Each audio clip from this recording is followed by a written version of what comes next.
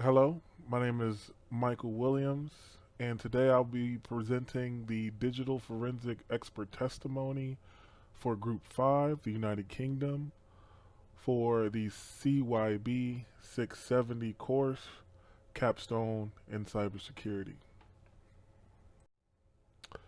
This is the outline of this presentation. First, there is the summary of projects, and then there's the expert testimony in which I will be giving the answers to 5 questions. Here are the summaries of each project. So the Five Eyes Alliance consisted of the United Kingdom, the United States, Australia, Canada, and New Zealand. All countries agreed to collect and analyze and share signals intelligence data. Project 1, which was named the Global Economic Summit, was where we first, established the baseline.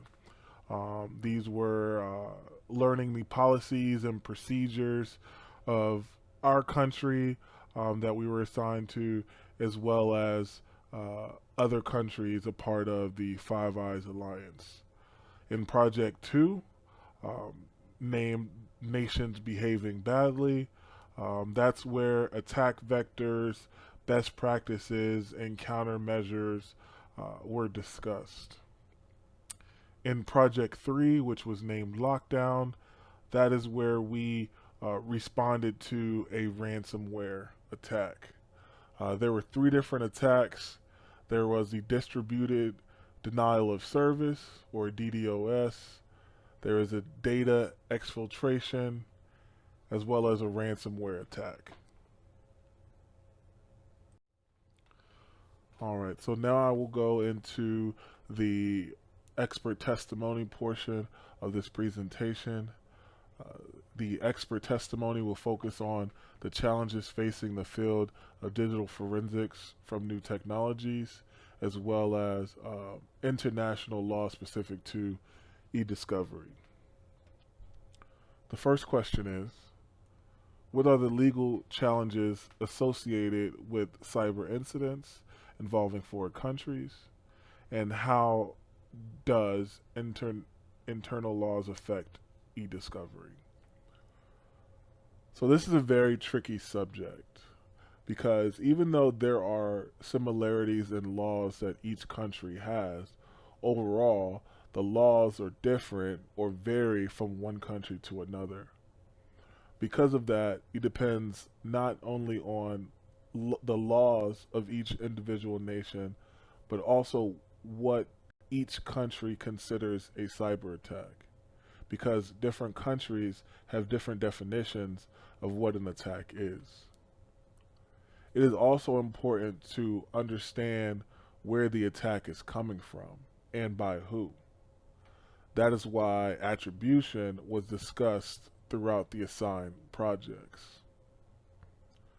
Once a country understands the nature of that attack, then they impose their respective legal ramifications for the cyber incident.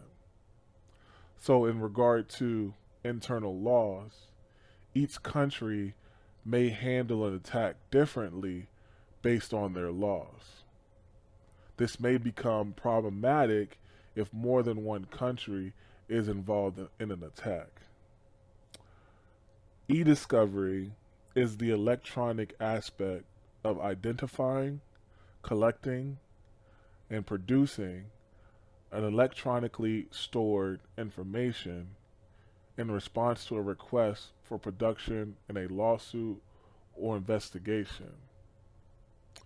In some cases, one country may withhold information due to their internal laws, which will affect all other parties involved.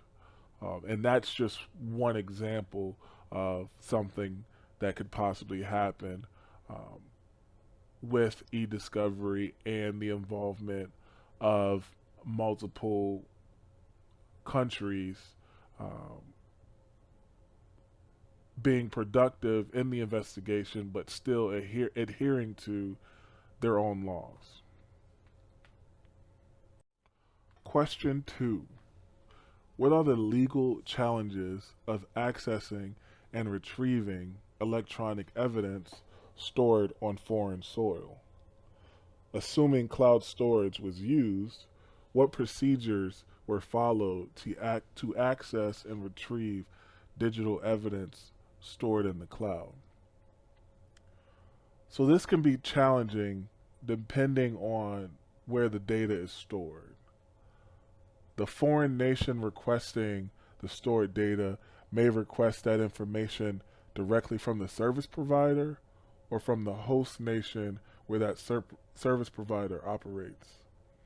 A warrant is usually required depending on the nation where the data is stored. In regards to cloud storage, the nation where the service provider is stationed typically has priority over that information compared to where the data is actually stored because the service provider has access to that information. After you figure out where the data is stored, it is then important to understand the policies and procedures of the nation that you are requesting retrieval of data from, because every country has their own policies and procedures in regards to data. I know that some countries have a big emphasis on privacy and the protection of their the people that live there. So there may be strict rules of having access to certain information depending on the country you're requesting that information from. Question 3.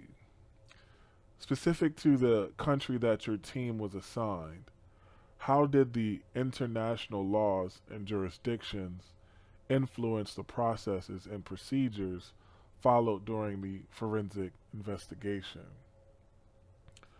So the United Kingdom is a part of the General Data Protection Regulation, or GDPR, and in 2018, the United Kingdom created the Data Protection Act. But during the summit, the specific laws and regulations of each country were different, but still had some of the same principles. Some preventative measures, such as encrypting data in transit and encrypting data at rest, using a multi-facet authentication scheme, using a firewall, as well as other best security practices, were agreed upon before the summit to ensure a certain level of security and protection. Question 4. What conflicts arose between ethics and international laws during the forensic investigations? How did these conflicts affect the investigations, and how were the conflicts mitigated or resolved? So during the forensic investigation, it was stated that there was a possibility that the attacker came from one of the member countries of the summit, which means there was a possibility of an insider threat. This turned out to be an issue because it became difficult to investigate thoroughly without pointing the finger at another country or damaging the reputations of nations and harming the relationships with the attending nations.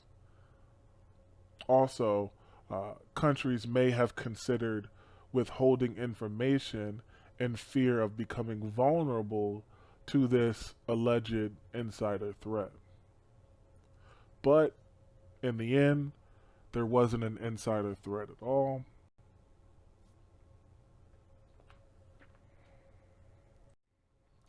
Question number 5. What steps were taken to protect United States soil and citizens during the international investigation? Describe any risk to the country, businesses, or citizens from your investigations. The answer to this question is each participant of the summit agreed to research one another's information security regulations and applicable laws to avoid committing an invert crime. Specifically, the United States National Institute of Standards and Technology rule sets proved particularly thorough in establishing a common framework for summit members to adhere to. Summit members also honored each other's practices, laws, and rights of their citizens.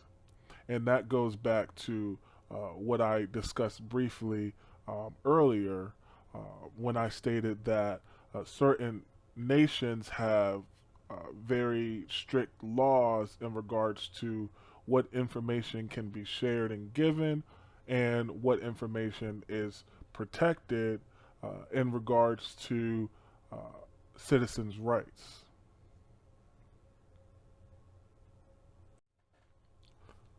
And that is the end of this presentation, and I thank you for attending.